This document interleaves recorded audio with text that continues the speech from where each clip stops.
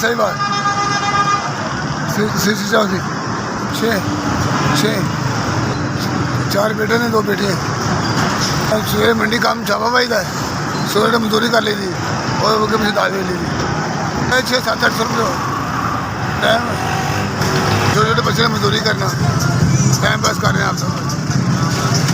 हफ्ता बस time pass पूरा हो रहा है। हफ्ता कोई उधर भेजे कोई आप खाई देना, टाइम पास मसी हो रहा है।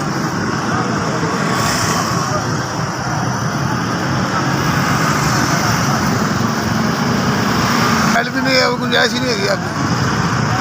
म्यूनसिपैलिटी नहीं है कि करा टाइम पास। बच्चे 6 बच्चे ने।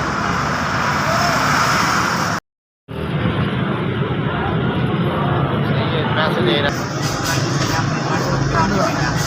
3,000 भेजे। अल्लाह तंदुरुस्ती देवे, अल्लाह बड़ा कुछ देवे। रब जी अल्लाह बाबू जिंदगी का तंदुरुस्ती। माड़े बंदे की मेहरबानी जो खिदमत की उन्हें, अल्लाह ने और दर्जा देवे, बुलंद करे दर्जा।